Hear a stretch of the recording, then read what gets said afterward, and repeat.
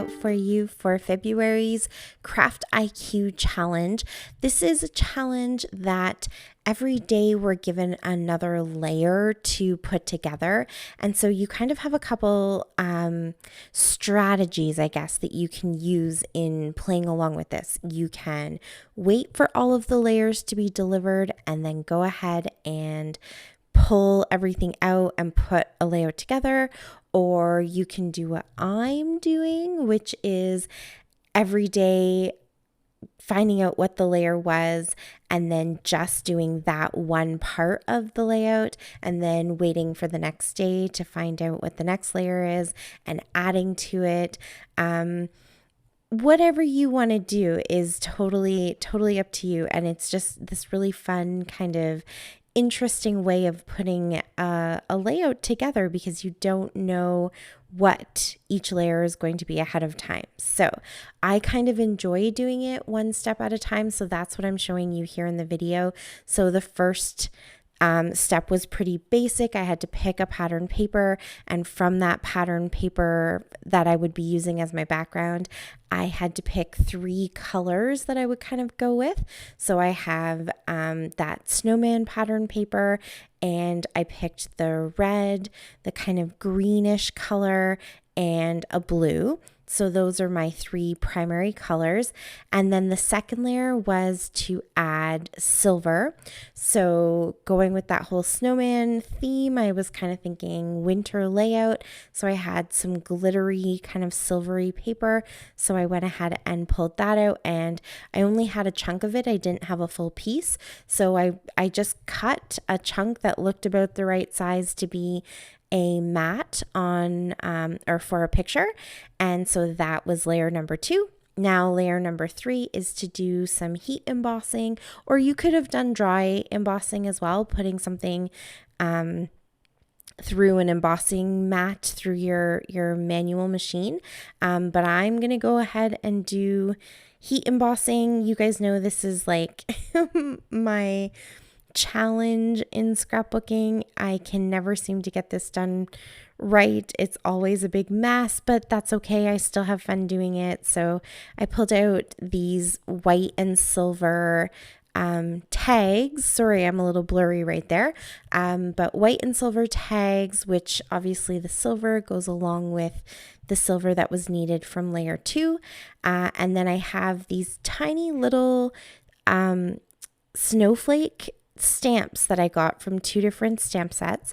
And so I thought I would just use 3 different embossing powders on them, just to almost more for me as an experiment. I didn't know if I would end up using all 3 of these tags on the layout or if I would only maybe use 1. So I just thought I would experiment with 3 different types of embossing powders. So 2 are sort of more sparkly. One is like almost a clear iridescent when you heat it up. The other one is white, but then it has the sparkles in it. And the third one is embossing powder that's actually mixed with a little bit of flocking, so it kind of puffs up. It's really cool. It was made for Wild Whisper by Emerald Creek, and so it just has like a fun snow texture to it. So I went ahead and tried all 3 of them. And that is my layer 3. These are the 2 stamp sets I took them from. They are close to my heart stamp sets that are Christmas ones. So I just had them out kind of already and figured I'd go ahead and use them. I also added some of those little puffy stickers. I think those came from Dollarama. Yeah, I think it was Dollarama. And the snowman I noticed had the green, red, and a little bit of blue in them, plus also the silver. So they kind of just worked really well. And so I'm actually sticking down each layer as I go, which most of the time is totally okay. You'll see in this case why I say most of the time, but usually that's what I do, and it's just kind of the fun of it. I don't always stick everything down right away because sometimes you just don't know where you want something to go.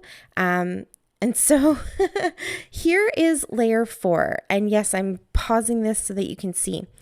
Flower smacking. I'm not sure if it actually was supposed to say flower stacking, but I'm going with the smacking. So here you could see my little fingers. Those are my thinking fingers, trying to figure out what I'm going to do. I didn't want to add flowers to this necessarily, so I thought instead of flowers, I'm going to go with snowflakes. They're kind of like flowers. They have, petally type things like flowers. So I think it's going to count. And I am adding these 3 little sequins that are poinsettias. So technically I have flowers in there, but I'm just going to stack a bunch of snowflakes. So I'm going through all of my little bits and bobs of Christmas stuff. And I was just looking for different snowflake stickers and ephemera pieces and whatever I had that I could use to kind of create a bunch of snowflake layers. So, this is just really a mishmash of stuff. I know where a lot of it came from, but I can't tell you offhand where everything came from. It just, as I use up different Christmas things, they get thrown into these iris containers, and I just keep using them until there's nothing left. So I've got little scraps of paper in there. I've got a couple cards. I've got some rub-ons. I've got some simple stories, stickers. I have one ephemera piece. I have one chipboard piece. I also pulled out the washi tape because that has snowflakes on it. And then that other little thing. Oh, I'm smacking it. Here you go. Just to cover my bases, I'm smacking everything. And so let's just call that good. Let's say that's fulfilled. I smacked the flowers. I don't know, guys. I don't know. I'm going to stack them too. So I'm just covering all bases.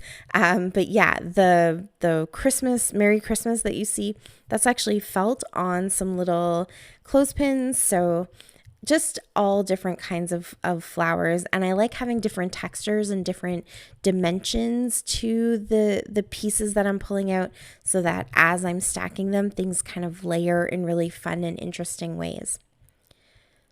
So here's that blue, green, and red. I just wanted to add a little bit more of that into my layers because that, I guess, was technically the first part of the challenge. And then here I'm going to put some of that blue snowflake washi tape, and then just go ahead and pull all of these little snowflakes off. Any of the stickers or anything like that, I'm not pushing them down really hard. I'm just kind of laying them on top, and then that way I can kind of keep them in place so I don't lose them. But if I do need to shift something around, I can peel them up really easily because they're not fully stuck down. So those are the little clothespins, and I didn't use any of the letters. I just wanted the snowflakes that were in there, and they're, just super teeny tiny. So they do add some dimension, but you can definitely get them onto a layout. And then here are these little rub-ons. I honestly wasn't sure if they were going to work. I've used these before on some of my layouts that I've shown you guys, and they're dried out, so not all of them work, but I kind of keep them because the odd one does, so I might as well use the ones that I can, and these ones do end up working. So I just added kind of an extra little element up to the top there so that I could bring in more of the 3 colors, the red, green, and blue. And those cards, the blue and the green, they have snowflakes on them as well. So everything has a very wintry feel to it. And then I'll just use these 3 kind of round snowflakes. Actually, it worked out really good. They were red and green, obviously, but 2 different shades of green. So it works out for these clusters because I don't have a lot of repeating elements that are exactly the same in each of these little spots. So it's nice that I was able to add those in, and they're all a little bit different too. So then the next layer, are we on layer 5? I think so, was to ink my edges, which here's one reason why maybe you shouldn't glue things down right away. Just have all the elements kind of ready, and then wait until the very last layer before you you glue it all down because I couldn't quite ink my edges very well, but I did take this marker. It's a Bic marker, so it has a bit of a wider tip to it, and I just kind of used that to ink around as many of those little edges as I could. And you can definitely see it, which, I mean, it's nice because it does give some definition between all the pattern papers. It doesn't pop quite as much on that glittery silver paper, but on my pattern papers, it worked really good. And then while I was at it, I thought I might as well go ahead and do my little doodly line around the edge of my layout. I didn't want to ink the edges of the layout because I just find that when I'm touching the paper, I end up getting ink all over my hands. So I did my doodly border instead. So that is layer 5. Now we're doing 6, which is to add some sort of textile. So twine, ribbon, lace, anything like that, some sort of fabric. So I went through my little pouch that you see there of Christmassy ribbons that I have, and I pulled 3 out. Now at the beginning I showed you that I did actually put some twine in my tags, so I guess technically I already fulfilled this layer, but I kind of wanted to bring in a little bit of this darker red. Everything was very kind of light and pastel and very white, and so it's almost a little bit washed out with the silver, and I wanted that really dark pop of red because I think that gives like a nice dark contrast color. So I'm just going to do these little layers kind of going horizontally across the paper, but I am not going to glue these down just in case, because I knew that I had one more layer left and I wanted to make sure that that I didn't glue the ribbon down and then I wouldn't be able to pull it up. So layer number 7 is to do some doodling or journaling. You could use your journaling as doodling. And then there was a bonus challenge that said turn your layout. Yep, that's right. So the one time that I'm sticking everything down and I'm super confident about how I've got this layout designed, and they went and threw the wrench in there of the bonus challenge to turn the whole layout. So I'm peeling everything up and I couldn't turn the pattern paper, the background paper, because the snowman would be facing the wrong way. So instead, I decided to turn the mat and kind of turn that extra little embellishment cluster. Now, if I had picked a different pattern paper for the background, I probably could have just turned it and it would have been fine. But in my case, it wasn't going to work. So here I am completely dismantling the layout, which is, it's funny because I actually had been chatting with Jackie. We had a couple chats last week, and I was telling her that while she was making this beautiful layout and Christy was working on a layout and Daisy was working on a layout, and I spent the whole time chatting trying to figure out how I was going to take my layout apart so that I could turn it.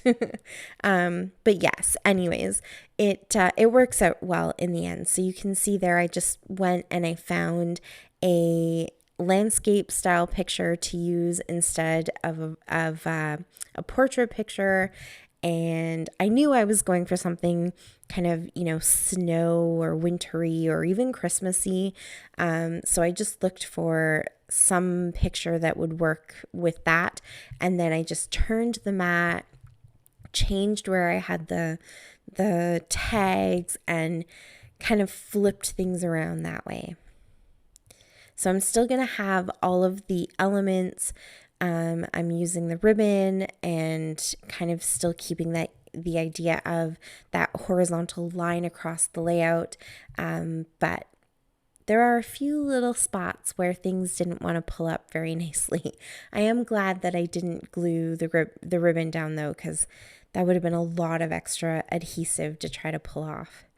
So I'm going to go ahead and just glue that down now. Most of the other stuff already had adhesive on it, so I kind of just have to touch it up here and there. And then I can really stick down all of these embellishment pieces. So I kind of kept them all together in the same little clusters. I just had to kind of rearrange the clusters because it did work out for the two spots where I had the rub-ons that were closest to the picture. I was able to kind of work around those rub-ons, and then you'll see in a second, I don't think I've done it yet, but because the rub-ons aren't the greatest anymore and they're a little bit dry, I was actually able to peel up the one that I had put at the top and kind of move it over. There's a little chunk that didn't come off of the paper, but most of it came off of the paper, and I was able to actually move it over to this cluster that I'm working on right now. So it all worked out in the end, and I think it ended up being a really cute little layout. I have those extra pieces that were supposed to go on the right hand side, but obviously you can see there's no room there, so I'm trying to figure out how I can get those onto the layout, and I decide to go ahead and put them as little bows on the tags, so they still kind of give the feeling of that horizontal across the page, but they're not kind of covered up by the tags. So I just took each one, tied the little twine around it to kind of bunch it up and make it's a very rudimentary bow, and then tied it back on the whole of the tags. And then I just finished it off by adding some journaling to fulfill that layer, the doodling and the journaling. And I added my title down at the bottom of my picture that says, "So much fun." And that is it for this month's Craft IQ challenge. Thanks so much for watching. I really appreciate it. I've left the links down below for everyone else who's taking the challenge this month as well. So go ahead and show them some love. And until next time, happy scrapping. Bye.